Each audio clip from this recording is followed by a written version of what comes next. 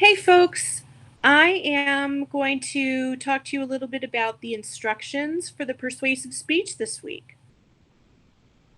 And if we go to Google Classroom, speech project number 3, persuasive speech, is where we are. And the good news is the instructions are exactly the same as the instructions for last week with the informative speech. You're going to use the same process. You've got a speech packet here, and we'll look at it in just a second. You're going to choose a topic and do some brainstorming first. You're going to use the library to research. And here is a library tutorial in Google Classroom that is going to give you some slideshows that show you how to access some different databases that have information that will be helpful for persuasive topics.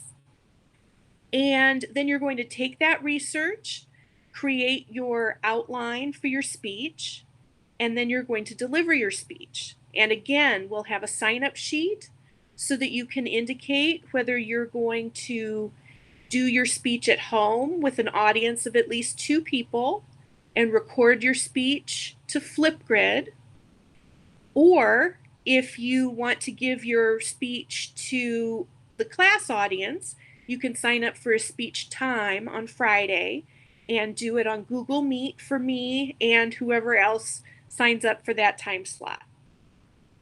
So let's take a look at this packet. The first thing you're going to do is choose your topic, and you want to choose a persuasive topic. So remember, you're trying to convince your audience of something. You're making an argument of some sort. And there are several choices here, some ideas that you can choose from. You are not required to use these topics. These are just suggestions. You can pick your own topic, okay?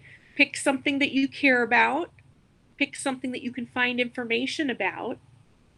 Use the resources in the library first. And then if you want to supplement the information that you find in the library databases with something that you get from a website, that's fine, as long as the website is reliable. What I do not want are resources that are blogs or wikis, like Wikipedia, because those tend to not be reliable sources, or at least not verifiably reliable sources. So I want you using, national news sources, things like that. So these topics here are just suggestions. You may pick one, but you don't have to. You may need to narrow your topic down after you do some research. You may decide that whatever you chose was too broad and you want to make it a little more narrow. Then you're going to do some brainstorming. You're going to create your thesis statement. And your thesis is going to be what you're trying to convince your audience of.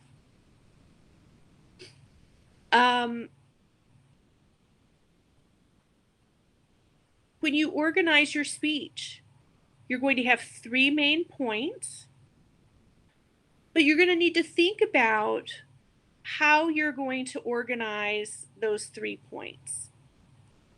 And that information from chapter 13 that we read this past week on informative speeches could help you.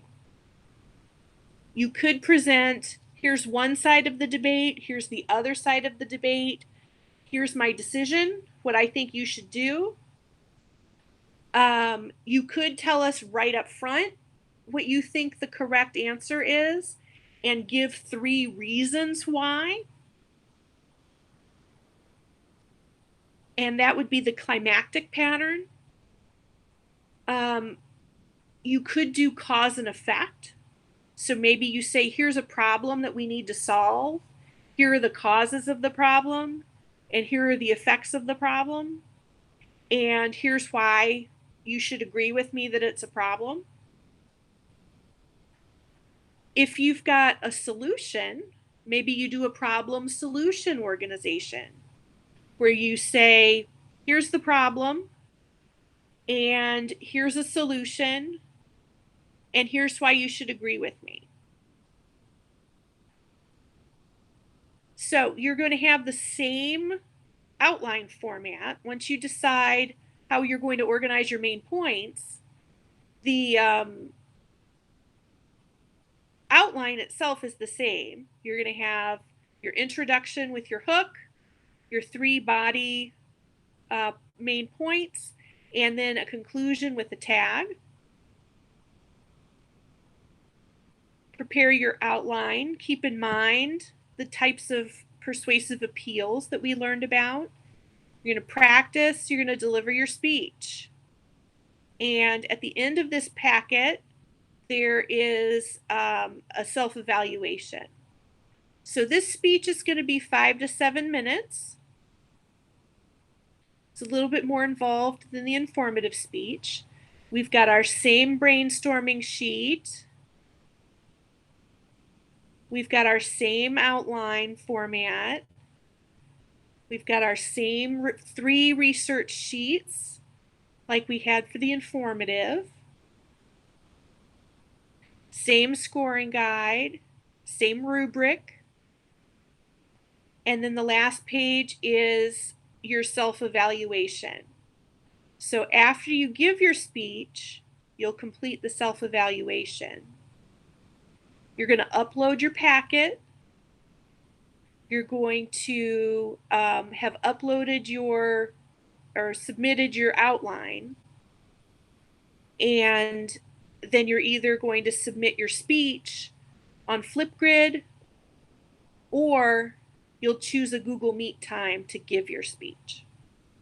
Now, if you have questions about how to choose a topic or how to narrow it down, how to find research, how to prepare your outline, please let me know.